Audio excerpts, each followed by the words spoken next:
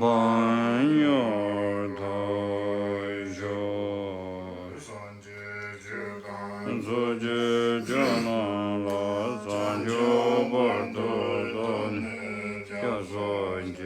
dage jin so jin be so na drola ben se san jin ro ba sho che dan so je jo na la san jo ba da ne ja so je dage jin so jin so na jin drola ben se san ro ba sho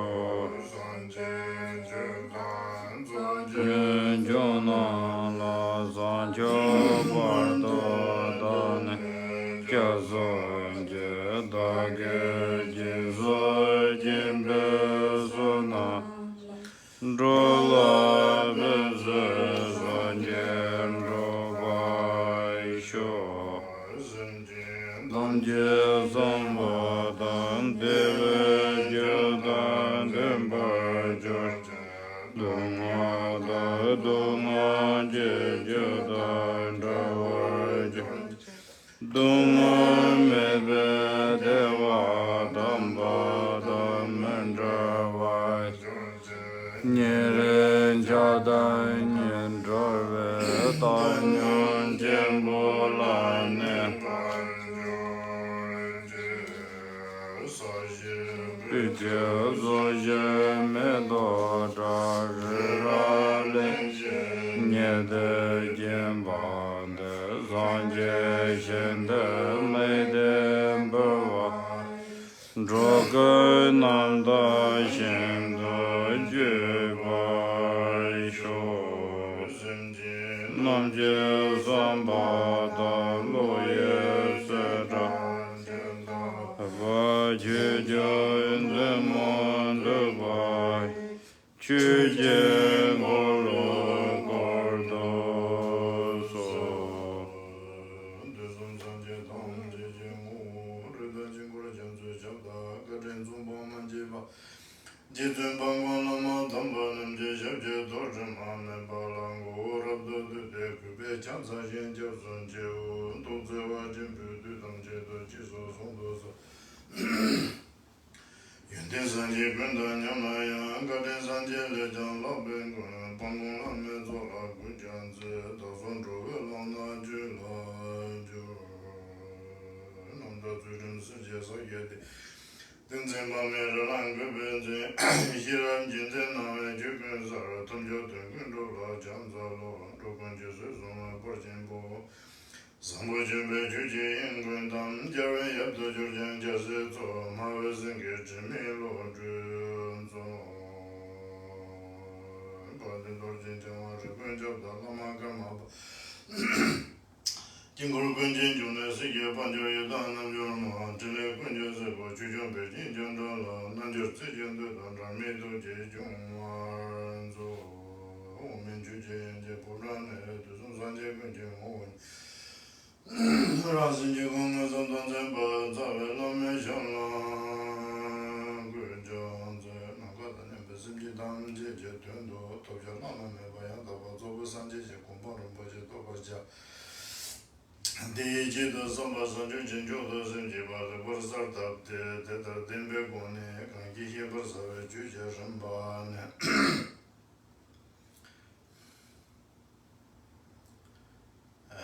Good afternoon. So we are continuing from last week, and today,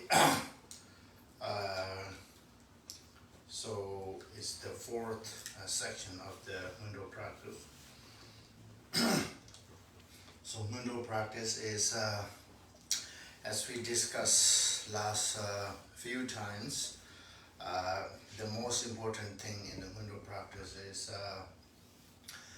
actually concentrate and thinking about and remembering on the precious human life and also impermanent karmic cause and effect and faults of samsara.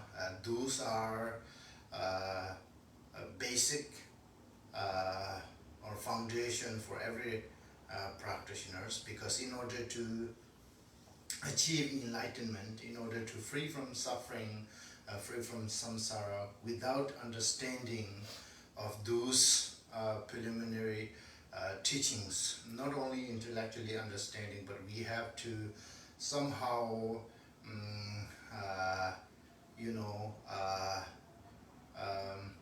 have a deep understanding in our mind. So without those four basic fundamental things, no matter what you do in your practice, it's always become baseless. So once we have those four common preliminary practices, then every practice we do will have a proper ground and proper foundation. So that's why sometimes people feel that these things are easy to understand, these are preliminary, these are for beginners, but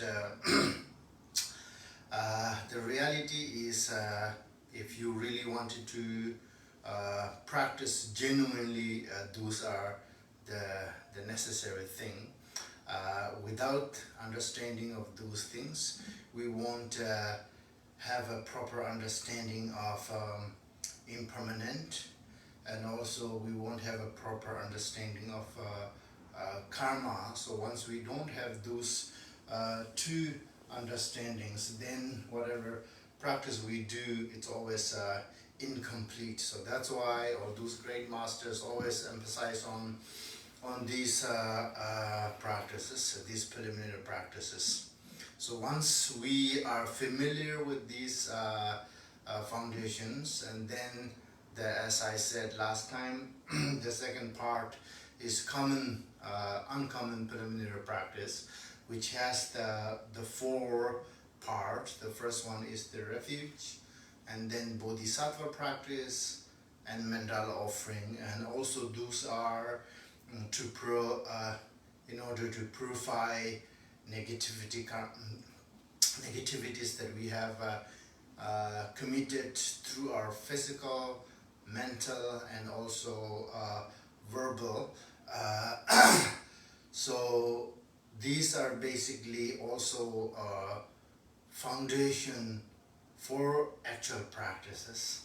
So the next one is Guru Yoga practice. Guru Yoga practice, we do say it's a preliminary practice, but actually Guru Yoga practice is not really a preliminary practice. It is actual practice, because by the practice of Guru Yoga, we have to realize our true nature, our nature that is perfectly enlightened, perfectly pure, perfectly, luminosity, that have never been polluted and never been, combined with those negative emotions. So once we realize that true nature, then there is no better practice. There is no further practice that we need to do. So that's why the Guru Yoga itself is the actual practice. So Guru usually means, people think it's some type of teacher, but Guru has much more profound meaning than that. So teacher can be Guru relatively, but the Guru basically means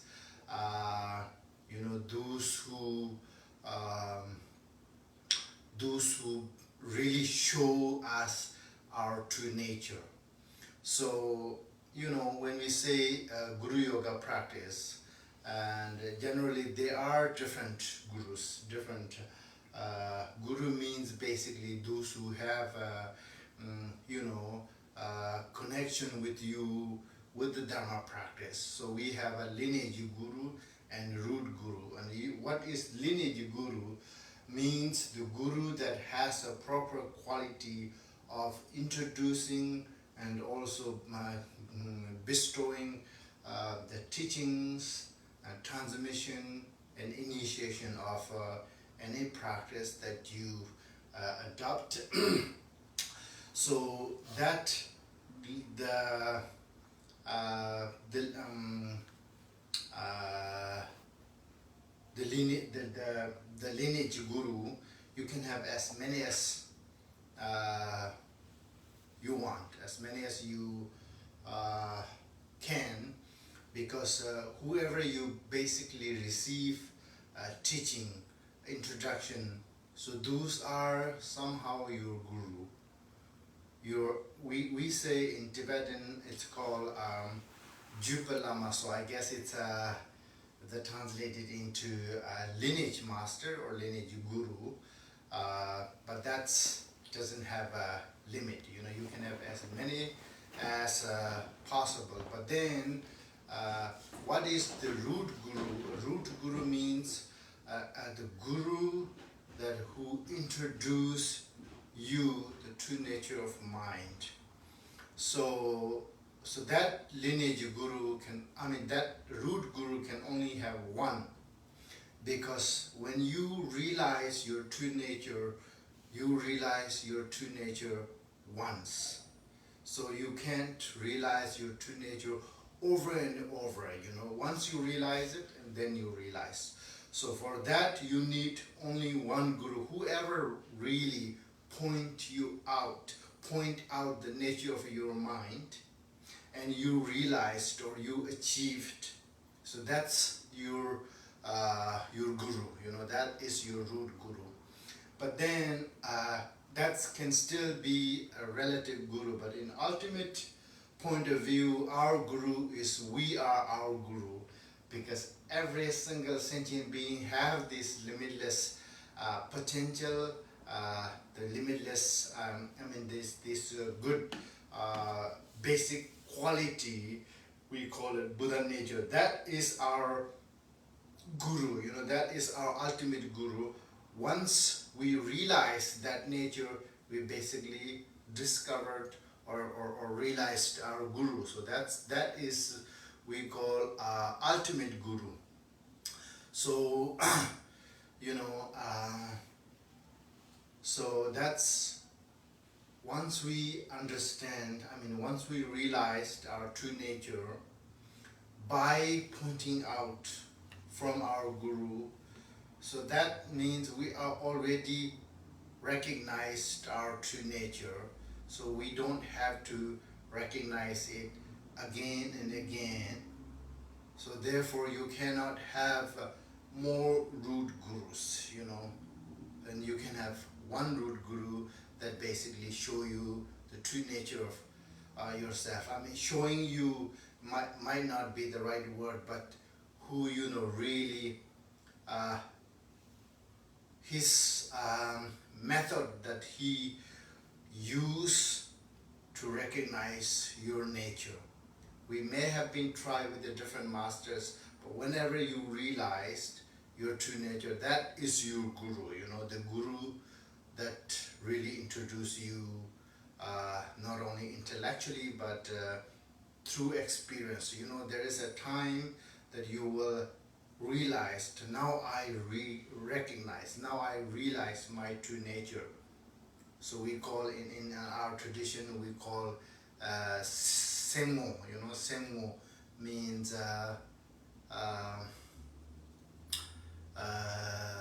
basically understanding the mind, you know. So for that, only one guru. So now in the practice of Guru Yoga, what we are doing is basically we are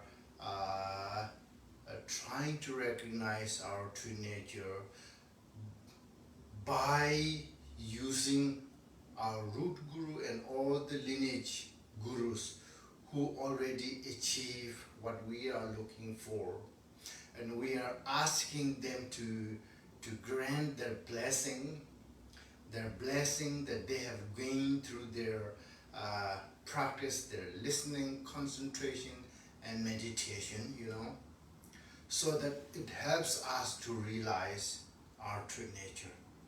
You know, for example, like if you wanted to realize, although you are green Tara, but we don't know we are green Tara, and we don't think we are green Tara. And then we practice green Tara in front of us, visualizing and dissolving over and over. So similarly, our true nature is Guru, ultimate Guru, but we don't realize, we don't understand, we don't recognize.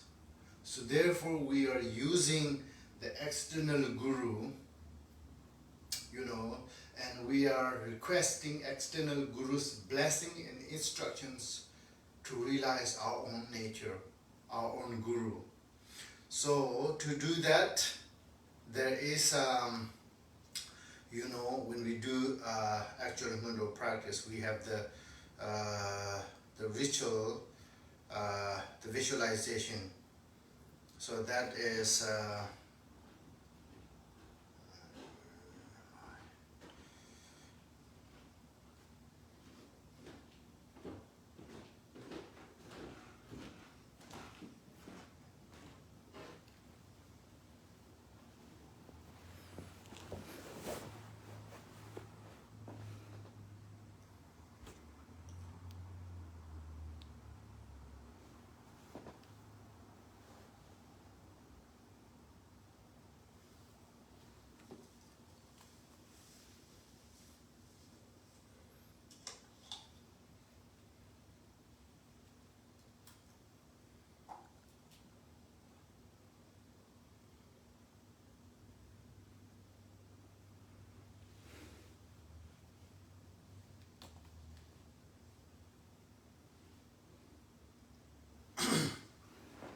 so when we look at our sadhana, our text, it says "Jor Biman Nidin the Zawalama Dorjin Chambo, Jidin Dodin Zibasaja or Dorjin Jubalama, the Conjugal.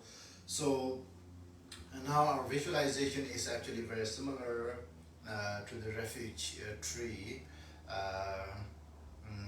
So on top of our crown, and lotus and moon and sun and moon disk, then we visualize our root Guru, whoever introduced you the nature of mind, which is inseparable with the Vajradhara.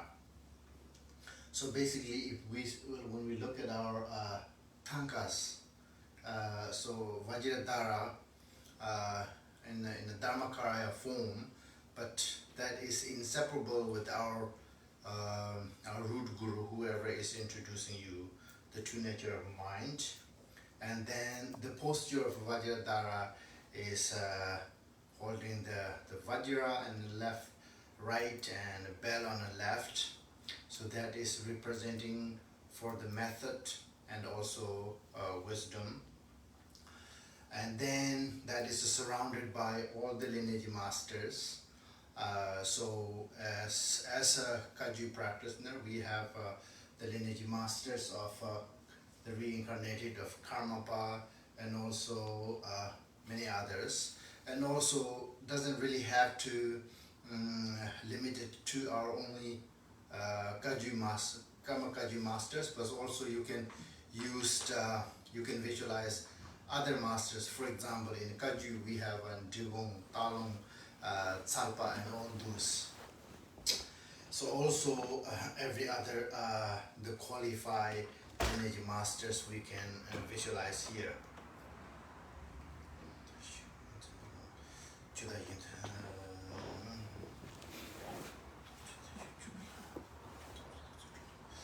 So then we have Buddhas and Sangha and Dharma protectors and Yidams. Everything is gathering around the Guru, around masters, lineage masters. So now the next part is actually praise to our lineage masters.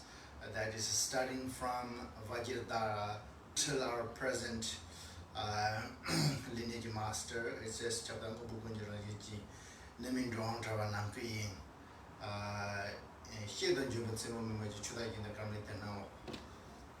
The Bunjums of Padera Lama Yadan Hortanji, Target Tibet and Sondemna, So what we are saying here is all the great masters, including our Vajradhara and Tilopa and Naropa, please appear in front of us like a rainbow, So not solid form, but form of a rainbow, like form of a reflection, like a reflection of a moon appears in the water and a rainbow, and similarly, like what do you call it? Not the solid one, the form of a light. So, and then after we invite all the great masters, then there is a praise to each one of them. So we are requesting them to appear here and out of their limitless compassion. Meaning you want there's a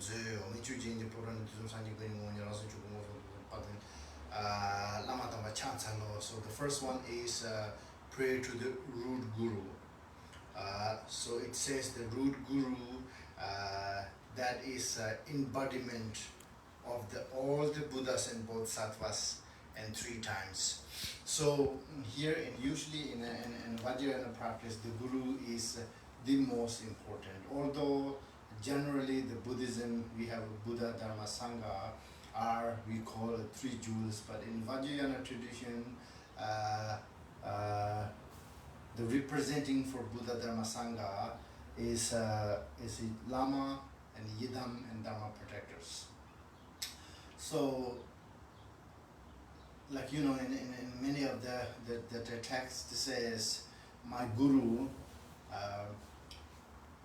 you and Lord Buddha, the actual qualification, may Buddha have more, but for me, you are more important, because without you, I cannot receive any teachings, therefore I cannot practice. So therefore, I am looking at you as same as the Buddha, inseparable, So that's why the guru here is representing the Buddha. And then Yidam is representing the Dharma, and Dharma protectors are representing the Sangha. So that's why here, so first you praise to your root guru.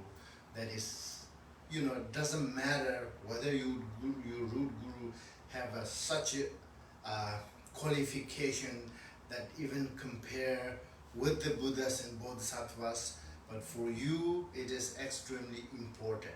So if we look at our guru as a Buddha and we receive blessing of the Buddha, so we look at our gurus as Bodhisattvas, then we receive blessing of a Bodhisattva. So if we look at our guru as an ordinary teacher, and then we receive only ordinary blessing, so that's why, so when we practice the Guru Yoga, we have to look at our guru as inseparable of Buddha Dharmakaya.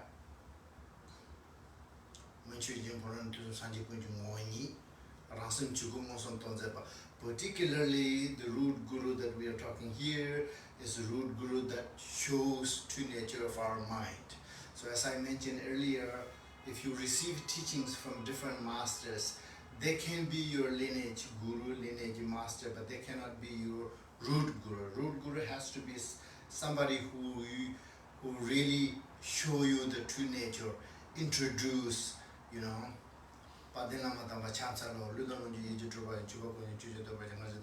So in front of guru, that is inseparable of Vajradhara, we do the practice of a 7-branch or 5-branch practice. So with starting with the prostration. So we already talked that at the beginning in the refugee part. First prostration, and then making offering, and then confession. So basically here it's actually more confession. So what we are saying here is I'm going to confess all the negativities that I have done in my early life and also past lives, and also I'm not going to do the same thing again, you know. So the merit of virtue that I have accumulated from the practice, from the confession, and dedicate to all sentient beings, so that these are, may they becomes a seat of enlightenment for all the sentient beings. Then you request your guru and all the qualified masters not to pass, to remain in this world to give a teaching, and then to remain in this world and then to turn the will of the Dharma.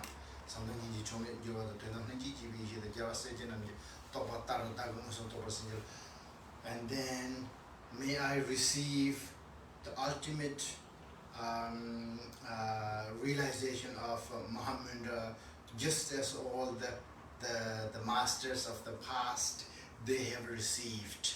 So please grant me a blessing so that I can realize the true nature of me. I can realize the ultimate realization of the Mahamudra, just as all those great masters in the past they have achieved. So also I wanted to realize all my external physical body as a Nirmanakaya, form of Nirmanakaya, and also my inner veins and bindus and nadas realized as a Sambhogakaya, and then at the end may I realize my mind as the Dharmakaya. Although our mind is a Dharmakaya at the beginning, we haven't realized, so therefore we are still in samsara.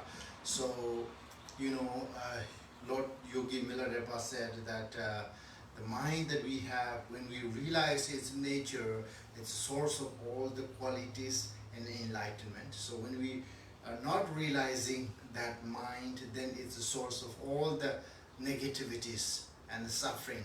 So basically, to understand, basically to achieve enlightenment doesn't mean we really have to die from this life and reborn in a better world. As long as you understand your true nature, that is enlightened.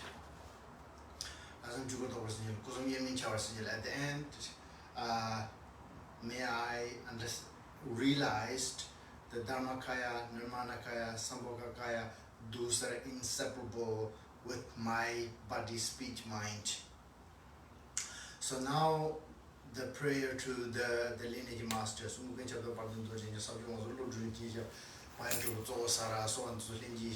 So those things maybe we don't really need explanations, because in translation it's clear. So the Mahamudra practice that we have, it's coming from Vajradhara, and then from the Vajradhara to Tilopa, Tilopa to Naropa, and also Nagarjuna and Shawarapa, and through this Marpa brought into Tibet. That is Marpa Lotsa, Kanjito Milaje, Milarepa, and Javelon Kambupa. So those three are the main masters of our lineage, the Tibetan lineages, right after the lineage brought from India, from Thero, Naro, and Medrupa. So the Marpa was the one who went to India many times and spent over 16 years and to learn and to brought all this the practice. So then we have many masters here. So Zulinji Jarchiling of the Tusumchin is the first Karmapa, who was Dusum Chimba basically means the number of 3 times. So past, present, and future. So only people who have that kind of knowledge is enlightened beings. So knower of 3 times is enlightened. If you are not enlightened, you are not knower of 3 times. So starting from him, then we have all these great many masters to the ones on Bobareji, Jezon Tarsi Jezon, so on the Lingiation, Tokano Zapatin, Kamu, Tembanada Rajon, so on the Lingiation, so on Harry to the Java, and the Lingi, Robert, the Toten Kaju, so on the Lingi, Sergeant Juji, Kevon Borena, but I see Pajan Tomato, and so on the Lingi, Toji Chang, Jabrazam, Tujina, Panjo, Silam Junior, so on the Lingi, and Sumila to the touch by the Shira. Sanji Kudu Chira Prasan Swans will engage so Obama Gushama Jubin the root of that. Then you come up with Jim Group and the ones who go to Swans will engage his Obama is the same channel, the A side is singing to Jimmy Chun, the Swans will engage, General Kajuto, the Commodores. Chugo to be seen was Swans will engage, the Danoyam will engage, you could humid to Chikajin of Jamu, issue the Swans will engage, subject to Namjulu to Jim in the book, just some talking talk with 20 minutes of Swans will engage, chapter doing over Chuji. Mechi doji ye karavana kunjina ma chajo doji lozo ando lenje ye zo tonyin zu mengo doji karan ponjor dewan zamena jo nam jo temen ji fanda lozo ando lenje ye meshen nyung bra yang na jan jumi shi chola wan jo jimi duzo doji lozo ando lenje ye duzo kaun batam ro teni tojin roba ji ando parti ma churu jo lozo ando lenje ye kon de nyam ni de jo ma so pena jo ra ye lo do bra cha da pemen jo lozo ando lenje ye no ye kon ka Semi doji na wakana jondro ni mati yodo jolo so do lenji chabat mukuma doji de de to yeme chaje chimbe do munjo sanji yodo jolo so do lenji chabat dum lonro doji je do sanji ro che so kama ba tu je semi kali do jolo so do lenji hizor jambu tu lonro ba chabari pe jazo tena ro sasani somni pe mo jolo so do lenji yodo no sami chuya la ben bere do tem somni jambu chinzo yo so do lenji 무슨 작은 게 주지지라서 지금 또 도지 장착다 랑존 차다를 거둬서 소원도 이제 지난 대원으로 사자지.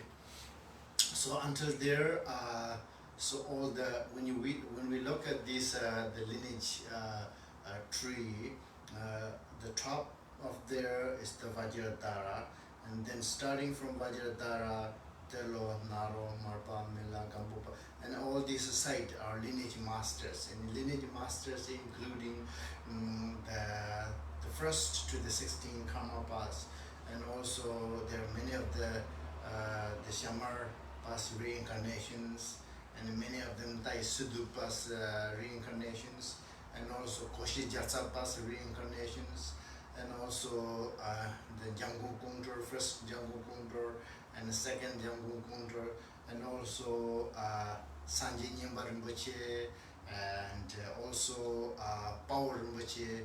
All those lineage masters, those are in our golden rosary, are there. So one that I just read it, these are pray to each of them.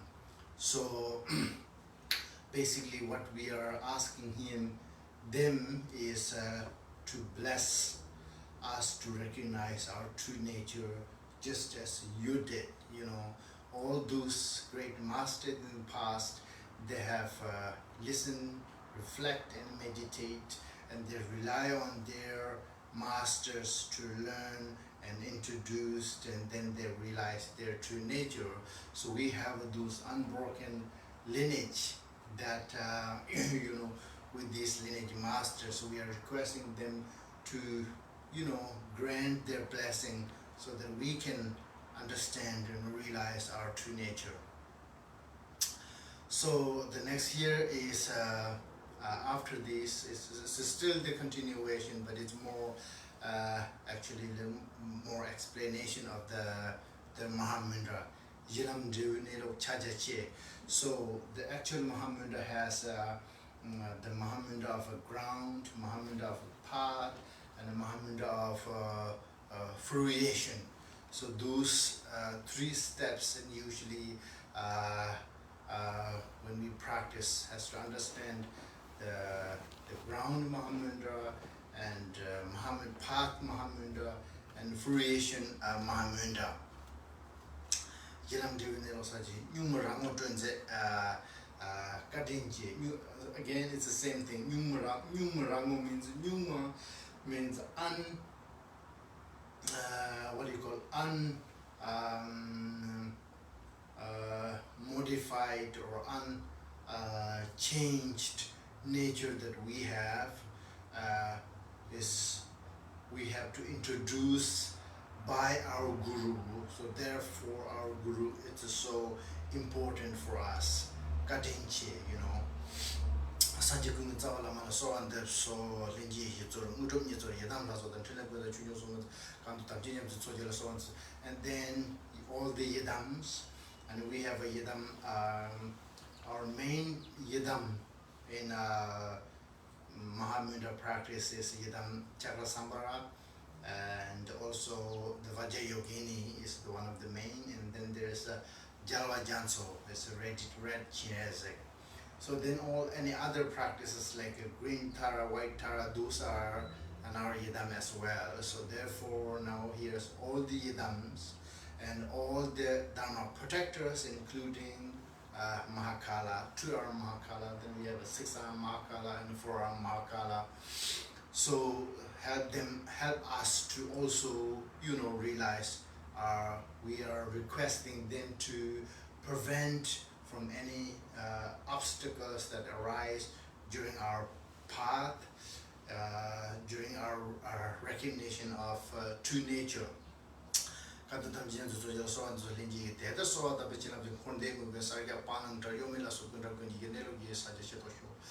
So now, after we request them to bless, and now it's talking about the actual Mahamudra. The Mahamudra is basically Mahamudra, or whatever we call Mahamudra or Ma'ati, Dzogchen or Sakchen. Basically they are talking about the nature of mind. So that is beyond samsara and nirvana. So beyond relative and ultimate. So therefore there is no accepting or nothing to abandon, because it's all beyond that. But once we, until we realize that point, we can't just ignore everything, saying that this is all Mahamudra and beyond accepting, abandoning, beyond, samsara and nirvana. But once we realize our true nature, then the environment or the existence of Mahamudra is beyond all those. So it's never arise, never cease, never remain. This, the emptiness that we talk in Madhyamika teachings. It's the same. So that is the ground Mahamudra that we have to realize. Okay, what is ground Mahamudra? Ground Mahamudra, it's something that beyond samsara and nirvana, and beyond accepting, beyond abandon. So ultimate level, that is the ground Mahamudra.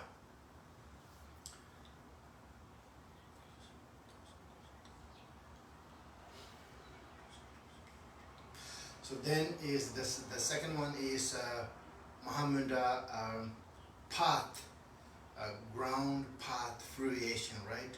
The path is, the Mahamudra path is nothing to realized, and there is nobody to realized, and there's nothing to realized, because it's all beyond existent. So there's no obscurations, so therefore there's nothing to purify, there's no realization, therefore there's nothing to achieve, and there is no path, therefore there's nothing to graduate the path. The path of Mahamudra, it's beyond that. So that is called Lamje Saja Chembo, the Mahamudra of the path. So we have to understand the ground Mahamudra and then the path Mahamudra.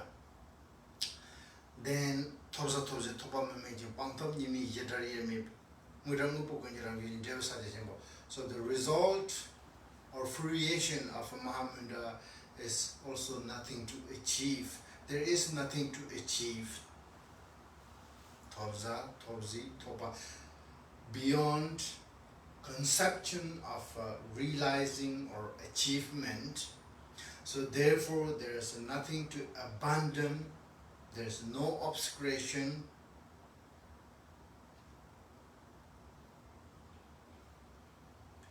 So ground Mahamudra, inseparable of ground Mahamudra and path Mahamudra, which is beyond every existence. So that is the result Mahamudra. So we wanted to understand, we want to realize these three levels of Mahamudra: ground Mahamudra, path Mahamudra, and fruition Mahamudra. So of course this one need much more explanation to really understand what they mean. What is ground Mahamudra, what is path Mahamudra, what is the fruit Mahamudra. But no matter how much we have discussed this, until we realize our true nature, we will not understand fully, you know. So intellectually we may get some sort of idea, this is what ground Mahamudra means, this is what path Mahamudra means, this is what fruit Mahamudra means. But still, until we realize, we won't have the full understanding of those three levels or three aspects of Mahamudra. So now by practicing the Guru Yoga, and we are requesting all the masters and to grant blessing so that we understand our true nature with the ground and path and fruition Mahamudra. So the next one is the short lineage prayer, which we always do it here.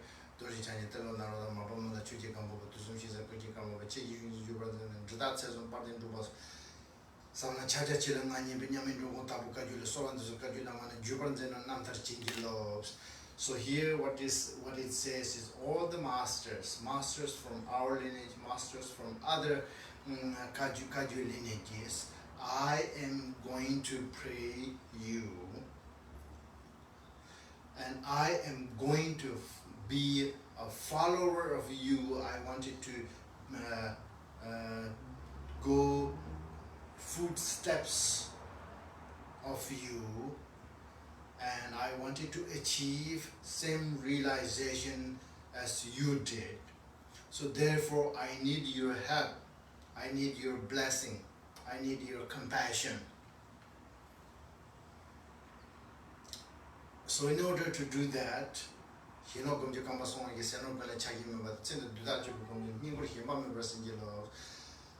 order to realize our true nature, what we have to have is we have the renunciation. The renunciation is one of the important element of every practice, particularly Mahayana Mahamudra practice. What we have to renounce is we have to renounce samsara. Why do we have to do that? Because we have to understand the samsara is full of suffering. So that's why the first teaching of Lord Buddha was Four Noble Truth, and the first of the Four Noble Truth was the truth of suffering, you know. So the reason why he talks so much about the suffering is because we have to renounce suffering. You know, we have to renounce the samsara. We have to get out of this. In order to do that, we have to see all the faults and the mistakes and suffering of the samsara. Otherwise, we won't be able to get out of it. If we see samsara is a world that is full of pleasure, full of happiness, and then why we wanted to get out of this. We don't want to get out of this because we wanted to, what Buddha says is the samsara is suffering, so therefore you need to get out. So in order to do that, we have to have this shenok, we have to have this renunciation. That is like a food of meditation. Every living being, the food is very important. Food, no, I'm not talking about the food, eating food, Oh, the food. Yeah, if you like walk, maybe you have all the other faculties, but no leg. How much thing you can do? What you can do is very limited. You cannot get to where you need to go. So it's like without renunciation and the practice is a person without legs, So the renunciation is as important as having a leg for a person. So it's the foot? Yeah. You say foot, not food, okay. Not food, it's foot. Yeah. I thought so. Legs. Yeah. So in order to do that, we have to, reduce our attachment to our wealth, our power, our position. Because as long as if we are attached to all those things, we won't be able to get out of samsara. So that's why we have to, even if we cannot eliminate the attachment to those, but we have to reduce. So,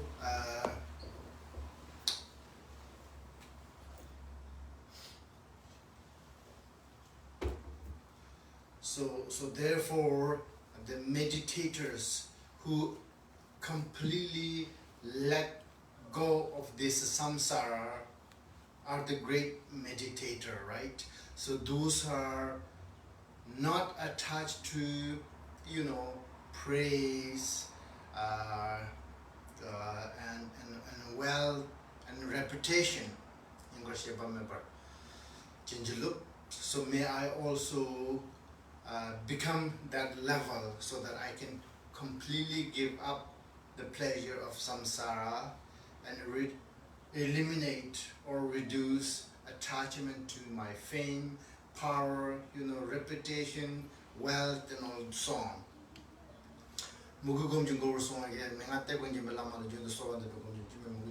So the next one is mugu, which means the devotion. Devotion to your guru, as we already said many times, how important your guru is to it and to achieve enlightenment. So you have to have a genuine devotion to your guru. We actually in Jewel Ornament of Liberation, there says 3 different devotions: devotion of desire, devotion of pure perception, devotion of what?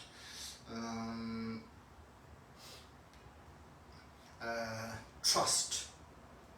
So we do have to have these devotions to Guru, unconditional devotion. If we have a devotion to our Guru, when your Guru treating you nicely, and then you don't have a devotion when your Guru is not treating you nicely, that's not unconditional devotion. But if your devotion is for practice of Dharma, practice of Vajrayana, so your devotion has to have an unconditional devotion. No matter what he or she do, how your Guru treat you, you have to have a stable devotion that you can, carry on with your life. So that kind of, the Guru that has such a devotion is the source of teachings. So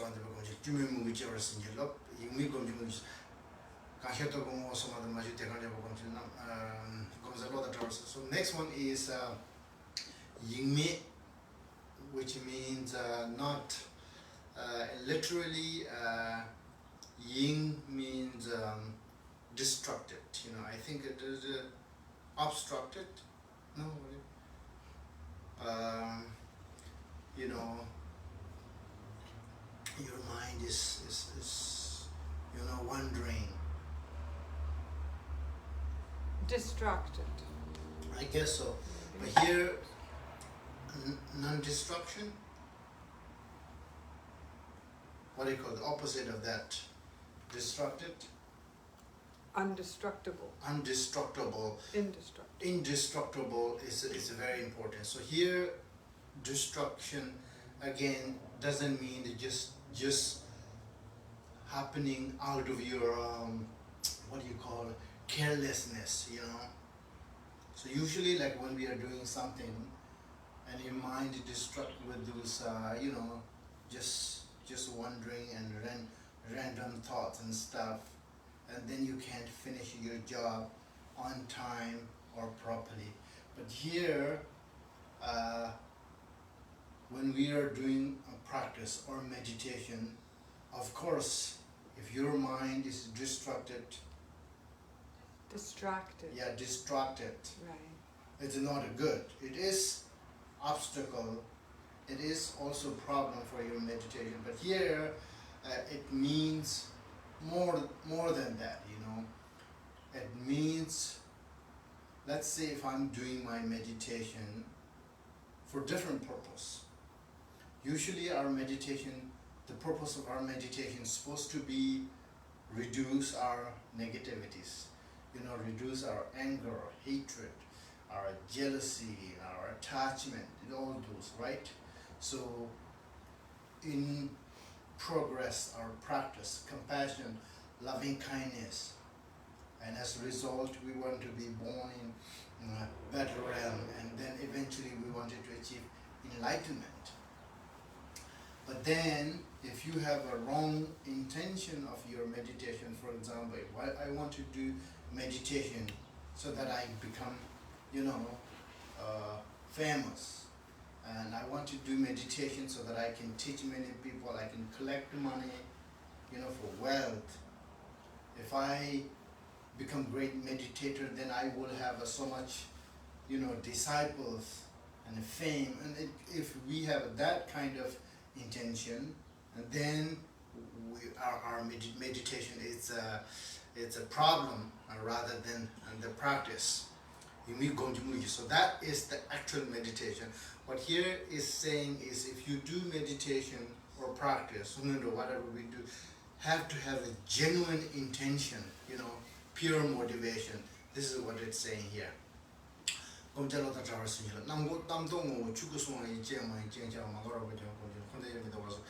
Then at the end, our thought, our mind is the Dharmakaya. So therefore, the Dharmakaya of our mind can reflect anything, you know. Our mind, that is Dharmakaya, it's like a mirror, you know. So that mirror can reflect any object that comes in front of the mirror. So similarly, our mind can have anything, can appear anything in that mind.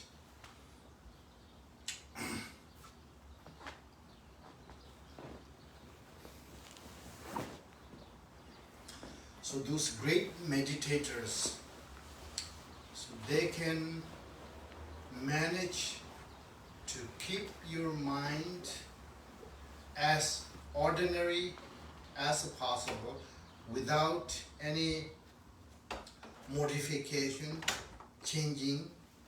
Let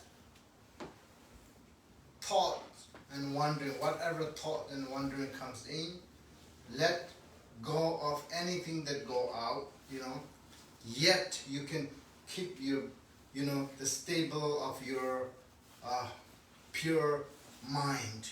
So that is what the great meditators can do. So once we are able to do that, and then we achieve a level that is seeing the samsara and nirvana are inseparable. So ultimately samsara and nirvana are same. There's no different. But it appears to different for those who do not understand the nature of mind. So basically it's saying everything is coming from not understanding one's own true nature. So basically we are the one who create everything, samsara and nirvana. If we know the true nature of our mind, then we see everything completely different, just as all the Buddhas and Bodhisattvas sees. Doesn't really things change, because there's nothing really to change it. Nothing is really exist. Everything is a projection of every individual's mind. So therefore every individual have different way of thinking, different way of accepting things, different way of interpreting things. If everything is exist, then people should not have a different opinions. And everybody should see the same thing, because things are exist the way we see it. But because they are not exist the way we see it, yet every single thing have a potential to appear anything to anybody. So once we are being able to control our mind, and we can see everything the way we want, but when we are not realizing the true nature of our mind, true nature of everything, then external material things are controlling our mind, and which makes, increase then our negativities, our anger and our desire and our ignorance. One thing can be cause for me to increase my ignorance, and the same thing can be cause to increase your anger, and that same thing can be cause to increase your desire. So that is actually the quality of a phenomena. But when we don't understand that, then it always, usually goes into the opposite direction.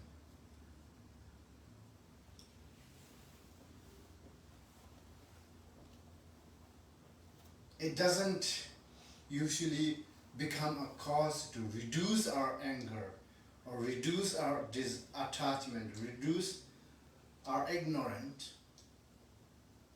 It always goes to opposite direction. So the whole purpose of understanding the emptiness is because of that,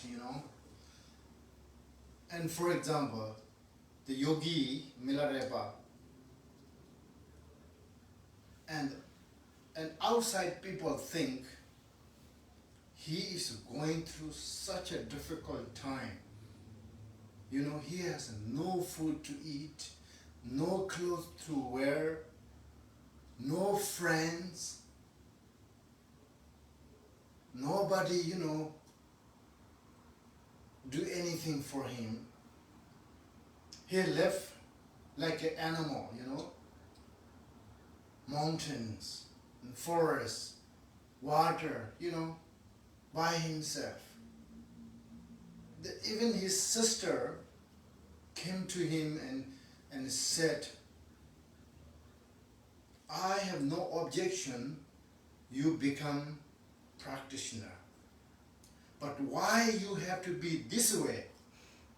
You know, I have seen so many other masters who have so many, what do you call, assistants, and horse, you know, to ride, and mules and donkeys to carry stuff, you know, with a beautiful cloth, all decorated, brocade wearing, and giving empowerment and sitting on high thrones.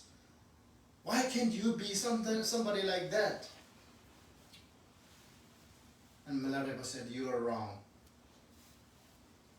You think that, many other people can think that. But for me, I feel I am the most richest person in the world. You know, I have everything I need. And not only that, I guarantee that all the enlightened Buddhas and Bodhisattvas look at me and they are so proud of me.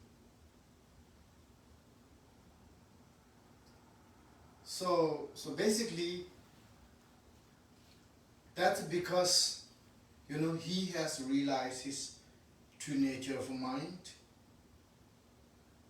So even this cold and hungry cannot bother him anymore, because the state of his mind is way beyond that. So that's why he can jump over the, you know, lakes and go through the mountains. So that's what it says, when you are a great meditator, you can control external material. This is what it means, you know.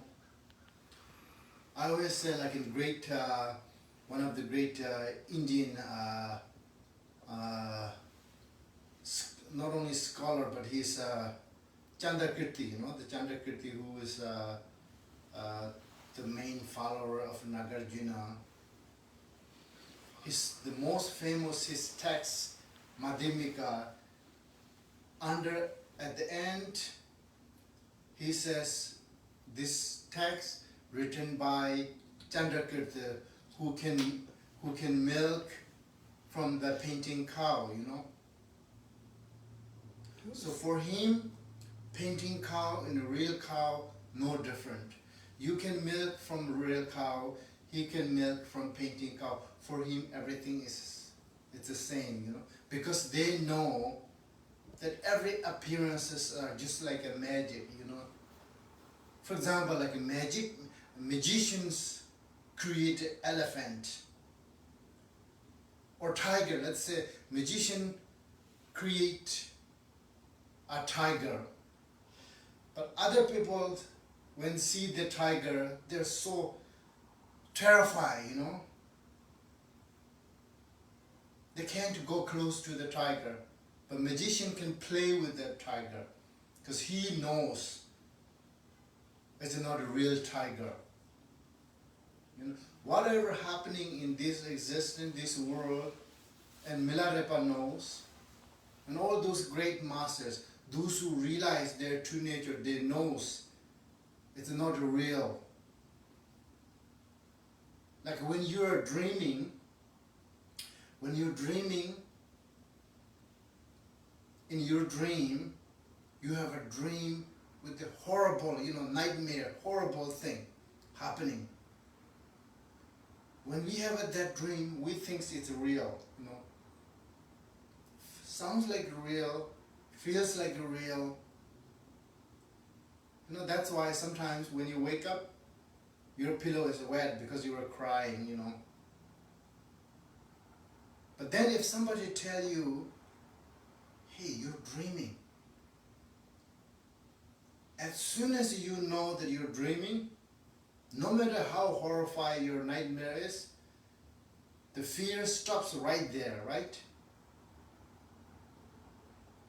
Or if you're having a very beautiful dream, unimaginable dream that you enjoy so much, but then somebody tell you you are dreaming, as soon as that your enjoy stops. So similarly, so that's why they said like this world is another level of a dreaming, another level of a sleeping. In order to wake up from this, we have to realize our true nature. So this is what the great master says, but it's not easy to achieve, you know. It's easy to talk, but it's not easy to do it. So that's why, you know, a lot of people these days think that, oh, I want to learn emptiness. It's so good. But what's the point? In order to really realize emptiness, we have to have these basic preliminary practices. If you don't have a proper understanding of impermanent, faults of samsara, karmic cause and effect, no matter how smart you are, no matter how many times you recite the emptiness, you maybe understand intellectually, but you will never realize it. You know, it's like if you, no matter how smart you are, if you don't have a, you know, high school diploma, you cannot join university. Doesn't matter even if you're very smart, if you don't finish your, you know, grade 12, nobody will let you come into college or university. Similarly, so if you don't have this basic practice, foundation, understanding, we will never understand emptiness. If we don't understand emptiness, we'll never achieve enlightenment. So therefore, there's no way to achieve enlightenment without understanding the impermanent. Sometimes people think it's very, you know, beginner stuff. It's easy, you know. They like to kind of ignore those preliminary stuff and jump into advance. But the practice, it doesn't work that way. So that's why, you know, all those great masters, if they teach, let's say if you ask them to teach on emptiness, and they may say yes, but then they spend most of the time on those preliminary stuff. And then sometimes you get a little bit of actual teaching, and sometimes you don't even get it.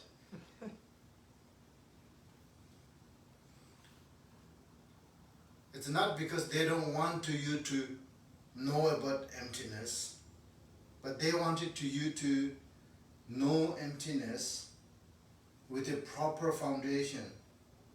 They wanted you to really know emptiness. They wanted you to realize emptiness, not only intellectually. So the Guru Yoga, basically the reason why it says the Guru Yoga is not a preliminary practice is because Guru, it's our inner mind. So Guru Yoga, you know. Sometimes people confuse with the yoga, you know. In Tibetan it's called Nanjur. Nal means not fabricated. Jor means achieve. What does it mean really is you achieve non-fabricated nature of a mind. If somebody is wearing a white Zen, and then you say, oh, he's a yogi, you know. But if you see somebody with the long hair and long beard, so yogi, he must be good. but external, you know, what do you call a custom, doesn't really make anything. It depends on insight. Whether you're a yogi or not is depend on your own practice, how much realization you achieved. So that's why. So the next one is the prayer to the guru. Manangwadanya besimjita lama sanjira mujira so manangwadanya besimjita lama kuju chuju koloso manangwadanya besimjita lama dejino juzo koloso manangwadanya besimjita lama tuju koloso. So here, as you are praying to your guru that is inseparable of Buddha, guru that is inseparable of Dharmakaya, guru that is inseparable of Sambhogakaya, guru that is inseparable of Nirmanakaya. May all sentient beings,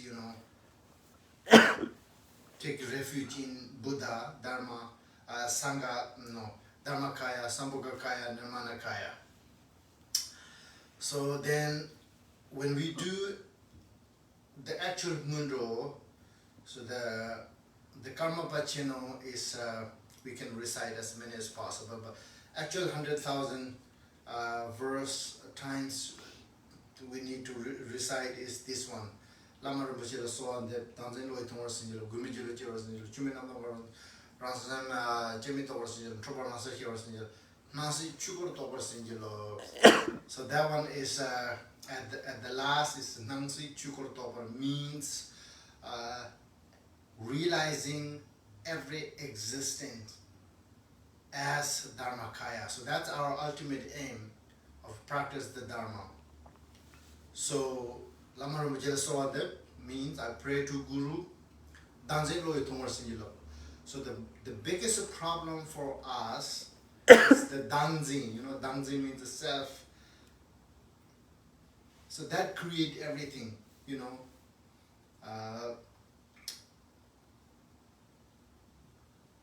I'm not sure what is the right word for that. Self, what is this? Ego, not really ego. Self-centric, So because of that, okay, again it come back, because of not understanding the emptiness, we believe that we exist, right? Everything that belongs to me, everything that around me, and especially me, is exist. So therefore, I want these, I want that. But if you don't believe, if you understand that yourself is a not exist, then we won't have such a strong attachment to this, I want that. We won't have such a strong ego. We won't have such a strong hatred and those jealousy and so on. The reason why we have all those negative emotions is because it's so important. So here, in order to achieve enlightenment, we have to let it go. We have to give it up. Loya tung means we have to let it go. So we ask Guru to bless so that I, the self-centric, let self-centric go. Gumi Juli Kiwa Singila. So in samsara, what happened is we want so many things, right? We want this, we want that. And again, that increase our three poisons, our desire, attachment, our hatred, and our ignorance. But in order to do a genuine practice that will really help us to recognize our true nature, we have to let it go, everything. Gumi, meaningless. We have to see everything is meaningless. Of course, it is not easy, but I guess we have to just train to that way. Because of our ego, we want to fame, we want to power, we want to position, all those things. As a samsaric being, as we don't understand emptiness, as we don't understand that everything is a subject to change and nothing is going to last forever, but still we have so much wanting, right? Way more than what we need. We want this and we want that.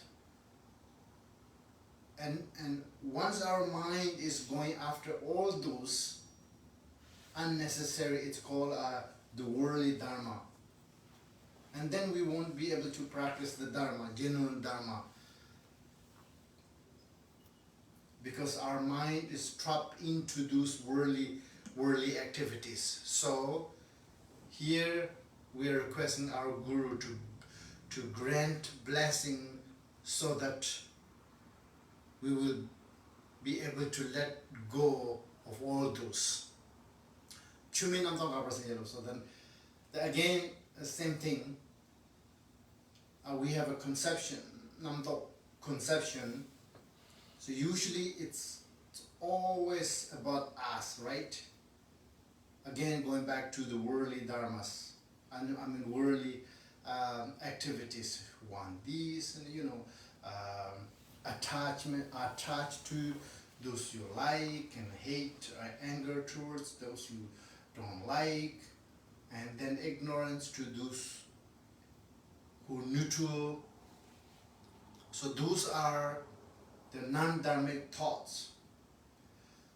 But we wanted to change that into dharmic thought, which means everything we do, every action we do, physically, mentally, verbally, that goes to benefit other beings, directly and indirectly. Even if we cannot do that, make sure that everything you do not become cause to harm other sentient beings, directly or indirectly, Because we do all kind of things. Because of our food, we do so many negativities. Because of our clothes, we do so many things. These are, of course, mandatory. A lot of them we may have to for survive. But then human mind has no limit, When human mind, the limitless mind have a limitless desire. So the limitless desire, no matter what you have, you still want. Even if you are owner of the whole universe, and still will not enough, So those kind of non-dharmic thoughts we have to change into, like even we have to eat and where we can dedicate that we are eating for sentient beings, doing that to survive myself so that I can benefit other sentient beings, There are many ways. That's why the Bodhisattva practice, we have generosity, discipline, patience, diligent, concentration, and wisdom. If we do every single thing that we do, every single movement, every single word, every single thought that we have, we can use for the practice the Dharma.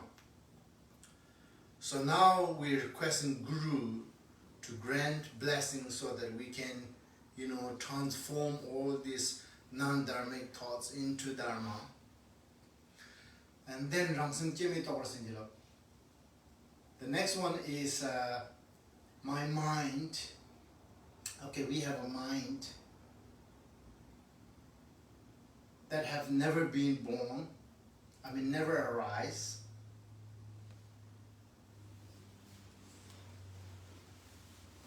But we don't know that. The mind that we have, is arise, it exists.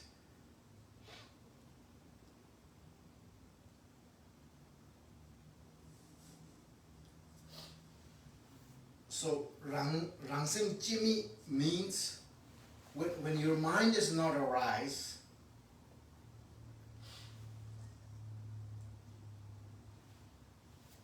so it's talking about beyond relative cause and effect. You know, the true nature of our mind has never born, because it's a Dharmakaya. Dharmakaya never born, and Dharmakaya never cease. Because we don't know our mind is Dharmakaya, we think our mind is ordinary mind. So that's why the small cause can create huge anger, huge jealousy, huge attachment. But if we realize and if we know that our mind is inseparable of Dharmakaya, that never born, never cease, so we are requesting Guru to bestow blessings so that we understand our mind is beyond born, cease, and so on. So all this confusion in samsara, we are basically confused in samsara. We don't know what we are doing. Anything that we do almost become cause for further suffering of samsara, right? So we don't know what is the right cause and condition to end suffering of samsara.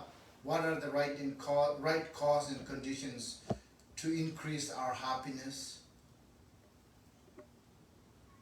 So we are basically confused. And most importantly, we believe and think every existence exists the way it appears. Although the reality is completely different, empty, interdependent. Whatever exists we see, it's very temporary, it's subject to change, it's coming from temporary cause and conditions. But we don't know that, so therefore we are really confused. So we are asking our Guru to grant blessings so that, you know, we are free from this confusion. Increase our wisdom to see the nature of reality, nature of mind, so that we can achieve ultimate happiness. Happiness that never changed, everlasting happiness. So that is enlightenment. You know, like Milarepa said, you know, whatever they are enjoying is not going to be long lasting, you know. Everything is very temporary. But my happiness, my enjoyment will never change life after life. You know, day after day, month after month, year after year, life after life will never change.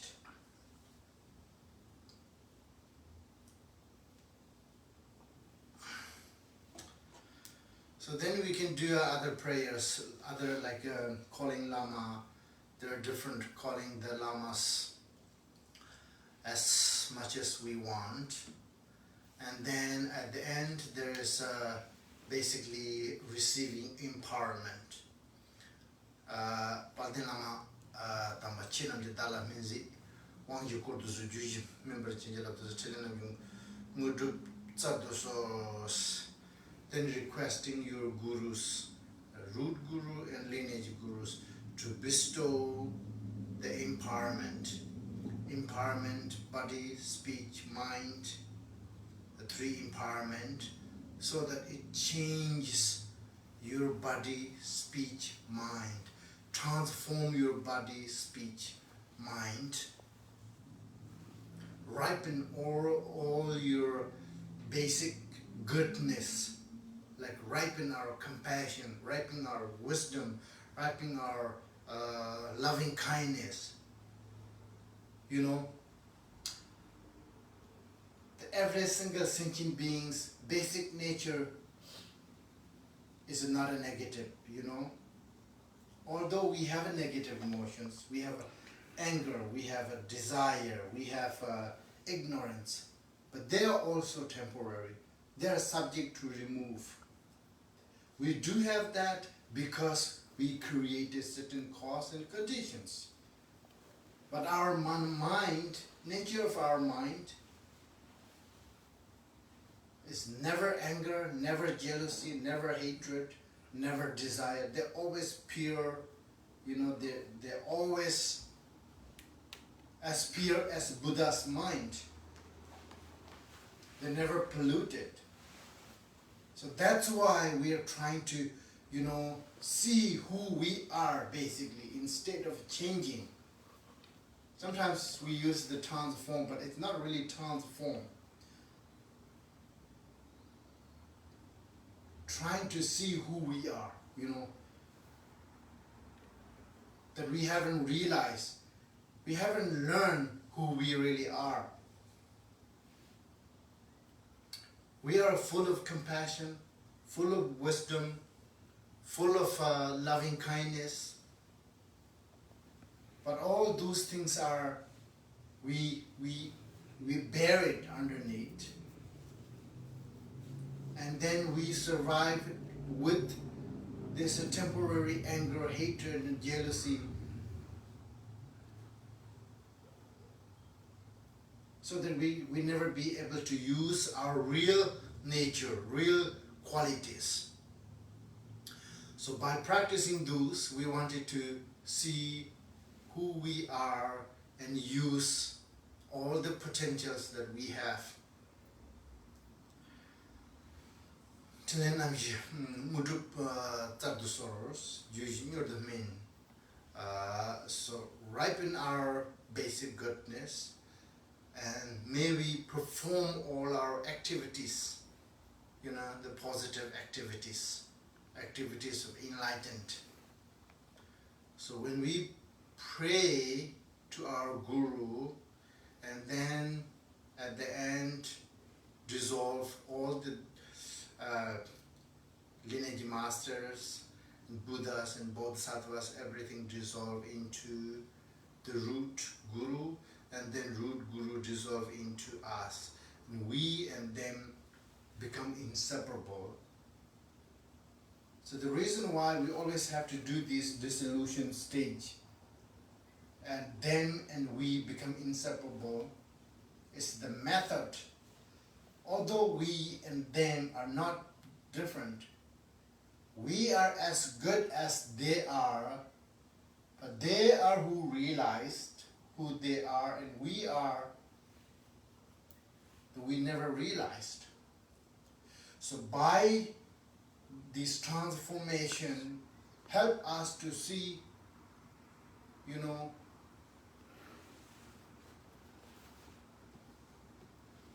see who we are, see what is our true nature, see what is our real quality.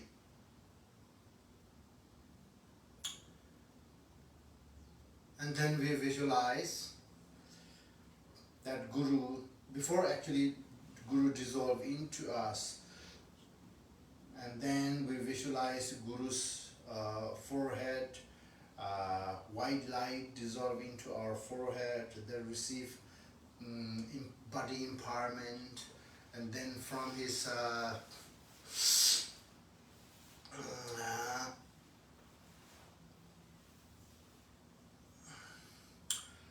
it's called empowerment of Bumba. So that empowerment of Vas, that is basically empowerment of the body empowerment. So body empowerment is supposed to transform our physical body into, you know, Nirmana Kaya. Means may I be the fortunate one who will achieve Nirmana Kaya. And then from the Guru's throat, red light and dissolve into our throat. That remove our negativity of our speech, and then that receive the sacred empowerment, and so that we become fortunate one who will be able to meditate properly on our three our channels and bindus, and then we become Sambhoga Kaya, and then Guru's heart, blue light dissolve into our heart, that remove our negativities that we have created through our mind, and receive empowerment of wisdom, and so that we become able to meditate on samadhi. As a result, we become enlightenment of Dharmakaya. So this is generally all empowerment same, from his forehead, throat and heart, receiving white, red, blue light, and these are representing, purifying our negativity karma of our body, speech, mind, receiving empowerment of vase and a sacred and wisdom. And then together the three lights dissolve into our three parts again, and that will purify the negativity of body, speech, mind, negativities that created by body, speech, mind, and we'll be able to meditate on Mahamudra, and then the result is become a Ngoniku, means Sabo Kaya, so the fourth Kaya. And then the Guru dissolve into us. We and Guru become inseparable. Dorje Sumbo Yerme Rochik Njor, Chesusum Linundurandush. Dorje Sumbo Yerme Rochik, Dorje Sum, three Vajras, means Vajra of body, Vajra of speech, Vajra of mind of the Guru, and our Vajra of our mind, speech, body become inseparable, Rochik, one taste.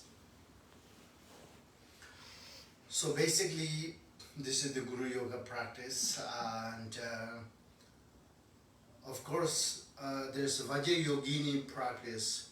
Usually when we do Ngondro practice, before that we have a Vajra Yogini visualization that comes because every practice is the same. Actually, every Vajrayana practice, before you do the actual deity, first there is a self-visualization, The self-visualization here for the Ngondro, Guru Yoga, our self-visualization is the Vajra Yogini. So when we do our Mahakala practice, same thing, we have a Vajra Yogini as a self-visualization. So the reason why self-visualization, we have to do that is because in Vajrayana tradition, when you do practice, Vajrayana practice, Yidam practice, they are so,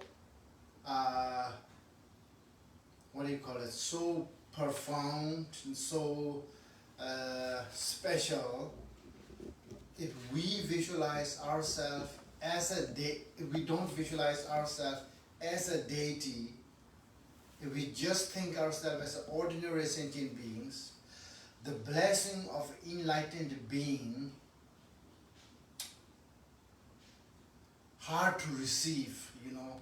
So that's why we have to prepare ourselves as a proper foundation or proper container to receive the blessing of enlightened beings. So that's why there's always, you know, even like when we do a Chinesic practice, first you visualize yourself as a Chinesic, and then another Chinesic with Amitabha and Vajradhara then dissolve into you and so on.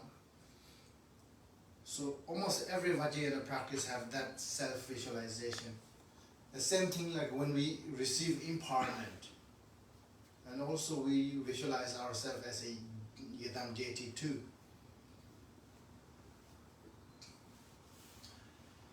So Vajrayogini prayer is usually the short one, the self-visualization.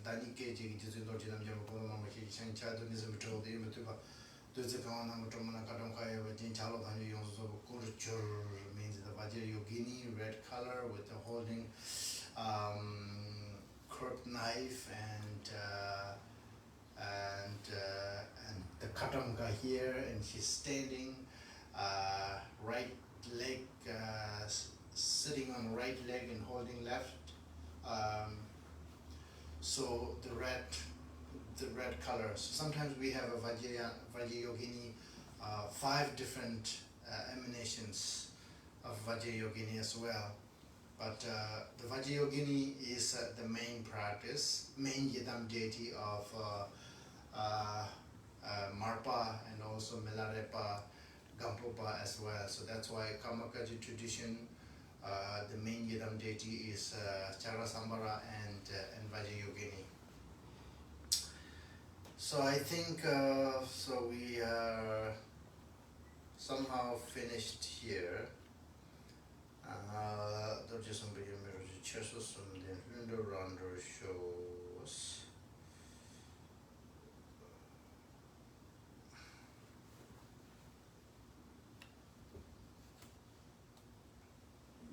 Yeah, I think just that finished the Guru Yoga practice briefly, and then I guess we can just do the dedication.